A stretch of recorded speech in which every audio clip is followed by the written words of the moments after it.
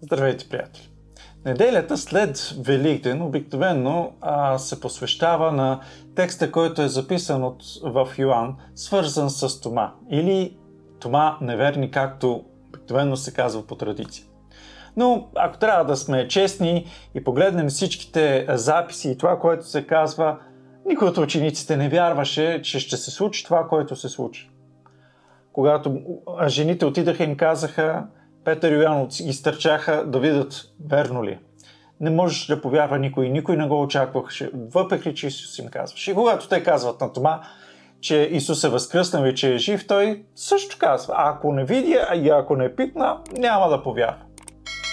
И тогава Исус се явява отново и се казва, подир 8 дни, затова една седмица по-късно се чества, подир 8 дни учениците му бяха вътре и Тома с тях. Исус дохожда, като беше заключена вратата, стана засред и речи, мир вам или шалом. Тогава казва на Тома, дай си пръста тук и виж ръцете ми, дай си ръката си и я тори в ребрата ми и не бъди невярващ, а вярващ. Тома в отговор му рече, Господ мой и Бог мой. Исус му казва, понеже ме видя, Тома ти повярва. Блажени уния, които без да видят, са повярвали.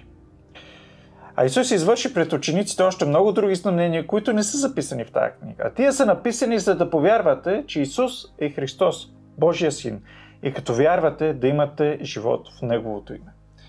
Това е записал Йоан и по-скоро най-вероятно продиктувал, както предполагат тези, които изследват старовременните оригинални текстове. Защото това послание се смята, че е написано доста късно, когато Йоан вече е на преклонна възраст. Най-вероятно на остров Патмос, където е бил заточен.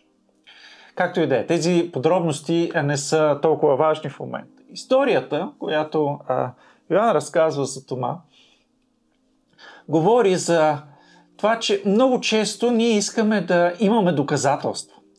И оттам идва и фразата око да види, ръка да пипне. Тоест, да го преживееме, да сме сигурни, да имаме така нагледно материално доказателство. И на това се основава цялата наука. Науката представлява следното нещо. Предполагаме, че нещо е така. Правиме някакъв опит и виждаме дали е така или не е така. И реално погледнато, научно много малко неща могат да се докажат. Повечето неща, които се твърдят по един или друг начин, са хипотези, които не са доказани око да види, ръка да пипне. Но предполагаме, че са така. За доста неща и за доста моменти и твърдения в най-различни научни посоки и дисциплини. Много хора днес искат да видят и да получат доказателство. Искат неотменимо доказателство, че има Бог. И в интерес на истината с развиване на науката все повече се вижда, че някакси да вярваш, че ред, природни закони и ДНК и всичко останало е нещо, което е станало само или пък е нещо, което е направено от някой, който има дизайн, замисъл, послание. Това са двата варианта и да вярваш, че нещо се е направило само, една книга се е написала сама, това, което представлява ДНК-то, или да вярваш, че някой го е написал или че някой така има замисъл, поставил е закони и е направил всичко да е толкова прецизно, така че да е възможен изобщо живота на Земята и Вселената да съществува. Цялата Вселена се крепи на много прецизни закони, които ако малко се променят съвсем мъничко, нищо няма да съществува, живота на Земята е невъзможен. И все по-вероятно е да си представим, че това всичкото е направено от някой и някой го поддържа да бъде така, отколкото че се е направило само. Опита ни показва, че ако в една стая има някакъв ред, някой я е подредил. Ако всичко е с главата надолу и има прахоляк навсякъде, значи скоро в тази стая не е имало никой. Но определено, ако има ред, някой е направил нещо. А във Вселената около нас Всичко се основава на строги физични, химични, биологични, математически закони, които са като неотменими. И ние само ги изследваме, откриваме ги и си задаваме много често въпроса, а кой ги написа? Та така.